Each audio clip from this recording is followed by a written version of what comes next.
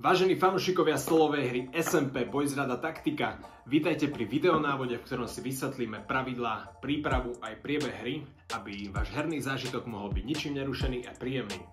Veríme, že toto video pomôže objasniť všetky nejasnosti, ktoré doteraz mohli vzniknúť a vysvetlí pravidlá aj úplnému nováčikovi. Moje meno je Attila a som jedným z autorov tejto hry. Dovoľte mi na úvod predstaviť vám komponenty hry. Balenie obsahuje mapu, teda hraciu plochu rozdelenú na 7 území, denník, ktorý vás prevedie priebehom hry, 3 armádne karty, jednu pre každého hráča, sadu figúrok pre každého hráča obsahujúcu 2 figurky pohyblivých jednotiek, 2 figurky statických jednotiek alebo stany a ukazovateľ pohybu na armádnu kartu. Ku figurkám jednotiek existuje aj identická dvojička, ktorá sa využíva ako ukazovateľ počtu vojakov na armádnej karte. V balení je aj jeden ukazovateľ na denník. Ďalej máme v balení viac typov žetónov a tými sú vlajky, ktorých je 7, materiálna podpora, tých je tiež 7, taktické misie, ktorých je tiež 7 a v neposlednom rade tu máme niekoľko druhov kariet, tými sú hracie karty, sú tie najväčšie v balení a majú biely nápis na chrbte. Potom máme špeciálne menšie karty, ktoré sú rozdelené na niekoľko typov. Tými sú karty zbraní, červený nápis, karty zradcov, zelený nápis a karty taktických misií, čierny nápis. Balenie obsahuje aj rozšírenie vzdelávacej karty, o ktorom vám viac porozprávame v ďalšom videu. Ako môžete vidieť, hracia plocha je rozdelená na 7 území. Cieľ je veľmi jednoduchý, víťazom hry sa stáva ten, kto na konci 7. kola ovláda aspoň 4 z týchto území. Buď vyhrávajú obaja povstalci, alebo nacista. Ako si prichystať hru na hranie? Všetky balíky kariet pred hrou poriadne zamiešajte. Medzi 3 hráčov si náhodne vylosujte armádne karty. Jeden bude hrať za nacistov a ďalší 2 za povstalcov. Potom si každý z hráčov vezme figurky podľa farieb na jeho armádnej karte. Ukazovateľ pohybu si každý umiestni na číslo 3. Hráči rozložia hraciu plochu. Povstalec za vojenskú oblasť 1 umiestni niektorú z jeho figuriek pohyblivej jednotky na políčko VOO1, povstalec za vojenskú oblasť 2 na VOO2 a nacista na políčko PDT, teda Panzerdivision Tatra. Povstalci si postavia identickú dvojičku použitej figurky na armádnu kartu na číslo 300 na ukazovateli vojakov. Nacista si položí figurku na číslo 500. Tieto identické dvojičky sú ukazovateľmi pre figurky na hracej ploche, takže napríklad táto figurka, vojenská jednotka, má teraz 300 vojakov. A to viem podľa jej dvojičky na armádnej karte. Na 7 políčok s obrázkom vlajky sa umiestnia žetóny vlajok znakom nacistického Wehrmachtu smerom nahor. Na 7 políčok s červenou bodkou sa umiestnia žetóny taktických misií s číslami od 1 do 7. Čísla môžete rozložiť náhodne, avšak ak chcete zachovať historickú vernosť lokalitám misií, rozložte ich podľa tohto obrázku. Striedať rozloženie misií pri každej partii však prinesie zaujímavú zmenu do hry. Ako posledné nacista rozloží žetóny s písmenom M, materiálnu podporu. Rozloží ich na políčka podľa jeho uváženia ako chce, avšak na každé z území iba jeden žetón. Snaží sa ich umiestniť tak, aby boli čo najhoršie na dosah pre povstalcov, napríklad niekam na kraj mapy. Potom nastaví risku na denníku na prvý týždeň. Otočíme karty zbraní tvárou dole a vylosujeme si ich. Nacista si potiahne 4 z nich a obaja povstalci si vylosujú po 3. Všetci hráči si karty zbraní vyložia nad armádnu kartu tvárou nahor. Nacista vezme k sebe balíček so 7 kartami zradcov tvárou dole. Potom sa každému hráčovi rozdajú 3 hracie karty. Teraz sme pripravení na hru. Bolo toho možno veľa na začiatok, ale verte mi, po pár zahratých partiách to bude úplná automatika. No a ako prebieha hra? Moderátorom hry je hráč hrajúci za nacistov, takže sa stará o technické záležitosti hry. Hra sa v čase pohybuje dopredu pomocou denníka. Nacista pred každým kolom posunie risku na denníku na ďalší týždeň, teda na ďalšie kolo, dokopy je 7 kôl. Jedine pred prvým kolom risku neposúva, keďže je už nastavená na prvé kolo, logicky. Potom, ak je v inštrukciách denníka na dané kolo napísaný počet taktických misií, odhalí požadovaný počet kariet misií z vrchu balíčka. Napríklad v prvom kole sú tu 3 taktické misie. Potom môže, ak chce, ešte pred začatím kola použiť kartu zradcu, a to tak, že si vyberie zradcu s niektorým číslom, otočí ho tvárou dole a umiestni na pravý spodok hracej plochy. Viac o zradcovi neskôr. Herné kolo prebieha tak, že po týchto úvodných úkonoch začína povstalec VOO1, potom ide povstalec VOO2 a nakoniec ide nacista. Keď nacista odohrá svoj ťah, začína sa nové kolo a predtým samozrejme znovu posunie risku na denníku ďalej, prípadne odhalí nové misie a umiestni nového zradcu a takto dookola. No a čo robia hráči, keď sú na ťahu? Ak som povstalec, na úvod ťahu si môžem ťahať 2 karty, ako nacista 3 karty. Počas kola si môžem potom rozdeliť svoje jednotky a presúvať počty vojakov. Môžem sa pohybovať a bojovať. Rozdelenie vojakov alebo jednotiek vyzerá tak, že ak mám napríklad v tejto jednotke 300 vojakov a chcem ju rozdeliť, na vedľajšie políčko položím ďalšiu figurku. Na armádnej karte potom odčítam prvej jednotke napríklad 100 vojakov a pripočítam ich druhej. To znázorním umiestnením identickej figurky na armádnu kartu, ktorá nám poslúži ako ukazovateľ. V prvej jednotke sa počet vojakov zníži. V nej mám teraz 200 vojakov a v druhej 100. Z jednotky môžem oddeliť vojakov do statickej jednotky, do takéhoto stanu. Tieto jednotky sa však nemôžu pohybovať, na rozdiel od tých predošlých. Môžu však bojovať, čo si ukážeme za chvíľu.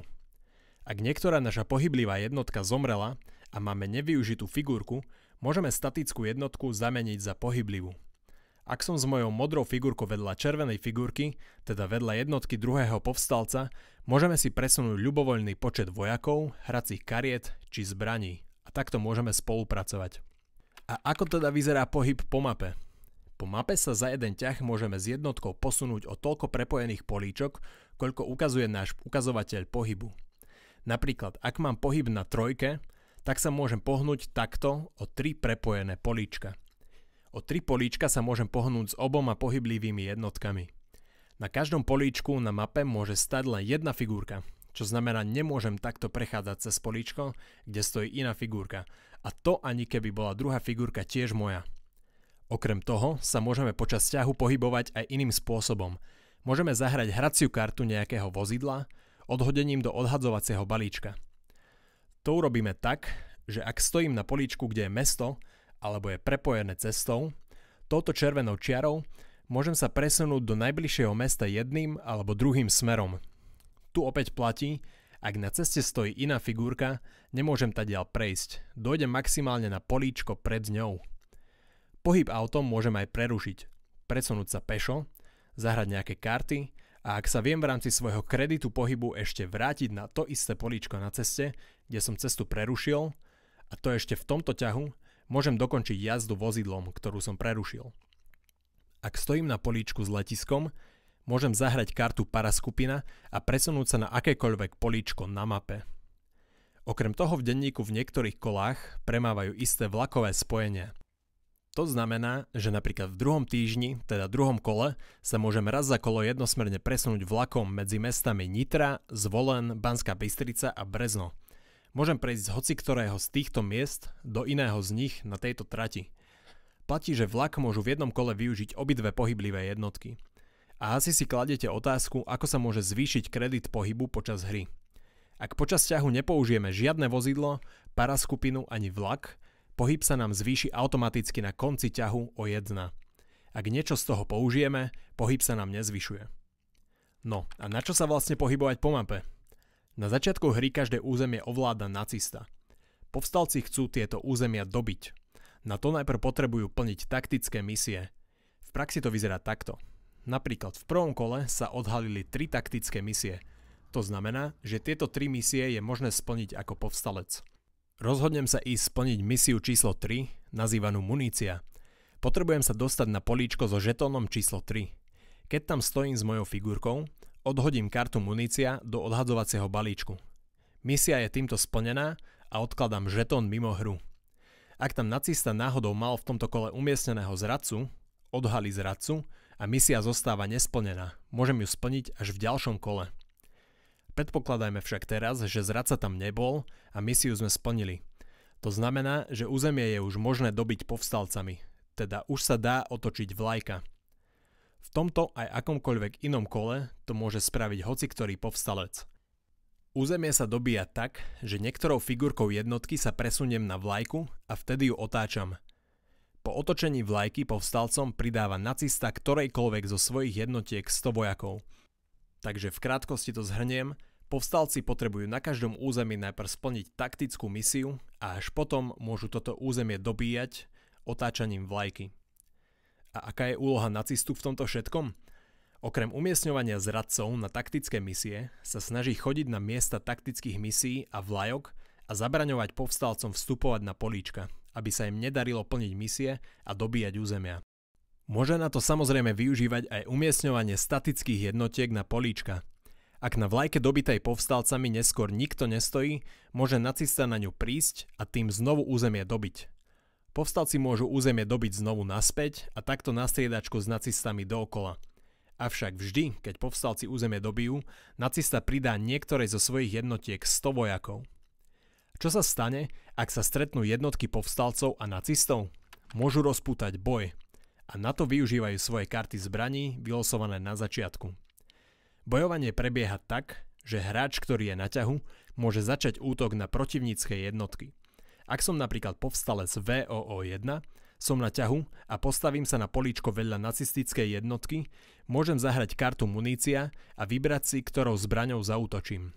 Napríklad, využitím zbrane LT vzor 38 môžem zneškodniť 75 vojakov nacistu. On si vojakov odčíta od jednotky a môže podobne odpovedať muníciou a vybrať si zbraň, ktorou zaútočí. Keďže som na ťahu, ja určujem trvanie boja. Ak zaútočím muníciou, súper má právo vždy odpovedať, ale ak prestanem, on v boji už nevie pokračovať, keďže na ťahu som ja. Každou mojou zbraňou môžem za jeden ťah zaútočiť iba raz, takže ak mám 3 zbrane, môžem zaútočiť maximálne 3 krát. Na to potrebujem aj 3 karty munície. Avšak platí to pre každú jednotku osobitne, čo znamená, že teraz aj táto jednotka v danom ťahu môže použiť tieto 3 zbrane jedenkrát, čo je spolu až 3+3, 6 útokov. To predpokladá, že by som mal 6 munícií na ruke, čo sa samozrejme môže stať. Naspäť k vedeniu boja. Ak niektorá jednotka pri prvom útoku zomrie, už prirodzene útokom odpovedať nemôže. K munícii môžu hráči prihodiť naraz aj kartu krádež. Pomocou nej môžu druhému hráčovi ukradnúť niektorú kartu zbrane a vyložiť ju pred svoju armádnu kartu na používanie. K munícii sa dá prihodiť aj karta dynamit, tá zabije dodatočných 50 vojakov. Hráči môžu útok vybraniť kartou prekážka. Tá ochráni všetkých vojakov pred zabitím a ruší aj efekt karty krádež. Výnimku v boji tvorí karta lavočkin. Hráč, ktorý ju vlastní, ňou útočí tak, že stojí na políčku s letiskom a vyhodí muníciu. Takto môže napadnúť akúkoľvek superskú jednotku na celej mape a zabiť jej 50 vojakov. Je to také bombardovanie. K takémuto útoku sa však nedá prihodiť dynamit alebo krádež. Útok sa však dá vyblokovať kartou prekážka. A aby toho nebolo málo, tak niektoré zbrane sa vedia ničiť aj navzájom. Takisto vyhodením karty munícia sa môže hráč rozhodnúť, že kartou lavočkin zničí LT vzor 38, kartou LT vzor 38 zničí flak, alebo flakom, teda protilietadlovou zbraňou, zničí lavočkin, podobne ako kameň, papier, nožnice. Zničená zbraň sa odstraňuje z hry. Ukážeme si príklad nejakého boja. Ako povstalec VOO1 som na ťahu a prišiel som k nacistickej jednotke. Vyhadzujem muníciu a útočím zbraňou MP40.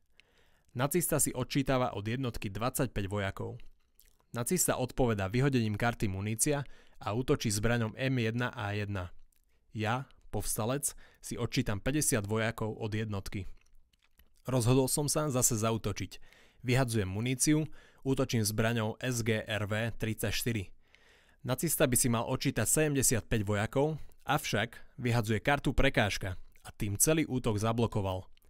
Nacista opäť odpovedá, útočí puškou vzor 24 a k munícii prihadzuje dynamit, teda spolu by mi mal zabiť 25 plus 50 rovná sa 75 vojakov. Ja však tiež vyhadzujem prekážku a teda zablokoval som celý útok. Aj muníciu, aj dynamit. Zase útočím ja, tentoraz zbraňou Schwarzlose. Vyhadzujem muníciu plus krádež. Nacista si odčítava 75 vojakov a berie mu niektorú z jeho zbraní a dávam ju sebe. Nacista už nemá žiadnu muníciu, alebo sa proste rozhodol nechať si muníciu na neskôr a už na útok neodpovedá. Ja však už mám 4. zbraň, LT vzor 38 a môžem útočiť znovu.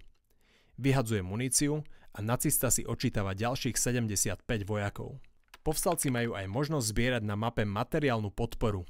Sú to žetóniky s písmenom M, ktoré nacista na úvod rozmiestnil po mape. Ak povstalec na takýto žetón vstúpi, otáča ho a získava bonus podľa znaku na druhej strane. 10 korún českých, teda peniaze, znamená, že si povstalec môže potiahnuť 2 hracie karty. Zdravotnícky materiál, hráč môže pridať 75 vojakov ktorejkoľvek svojej jednotke. Proviant alebo jedlo, hráč si zvýši pohyb o 1 na armádnej karte, samozrejme ak ho ešte nemá na maxime. A zahraničná pomoc, hráč si môže vybrať ktorýkoľvek z predošlých 3 bonusov. Materiálnu pomoc nemôže zbierať nacista, iba povstalci. Po otočení žetónu sa žetón odkladá mimo hry. A na záver ďalšie dôležité pravidlá, ktoré ešte nezazneli. Na konci každého kola nacista odstráni zradcu umiestneného na začiatku kola mimo hry. Ak nebol odhalený, teda povstalci v tom kole nestúpili na misiu s týmto číslom, dáva sa nabok tvárou nadol, aby povstalci zostali v neistote, ktorého zradcu nacista použil. V 6. kole, teda 6. týždni, je v denníku informácia plus 100 vojakov na povstaleckých územiach. To znamená, že všetky povstalecké jednotky, ktoré stoja na území dobitom povstalcami, teda je tam otočená vlajka na československú stranu, si pridávajú 100 vojakov. Hra môže skončiť predčasne, ak po A zomrú všetky povstalecké jednotky, alebo po B zomrú všetky nacistické jednotky a povstalci majú zároveň dobité aspoň 4 územia. Ak majú povstalci dobitých menej území ako 4 a zomrú všetky nacistické jednotky, stále je o čo hrať, keďže po každom dobití územia povstalcami si pridáva nacista 100 vojakov niektorej z jeho jednotiek a tým môže znovu ožiť. Avšak tieto situácie sú veľmi nepravdepodobné. Pri plnení taktickej misie 5 sa odhadzuje nejaká zbraň. Tá nie je súčasťou balíčka hracích kariet, takže sa odhadzuje mimo hry a je to jediná misia takéhoto typu. Ak má hráč na konci ťahu viac ako 5 kariet, zvyšné musí odhodiť do odhadzovacieho balíčka. Celý priebeh kola však nájdete rozpísaný na tejto kartičke, takže sa nemusíte obávať, že na niečo zabudnete. A na záver, úprava pravidiel pre 2 hráčov. Ak ste už porozumeli pravidlám pre 3 hráčov, ste pripravení aj na túto verziu. Tu si zhrnieme len to, čo sa mení oproti pôvodným pravidlám. 2 hráči si losujú na úvod 1 povstaleckú a 1 nacistickú armádnu kartu. 1 povstalecká armádna karta teda zostáva nevyužitá, keďže hráme 1 proti 1. Povstalec na začiatku ovláda 2 vojenské jednotky s 300 vojakmi, umiestnené na políčkach VOO1 a VOO2.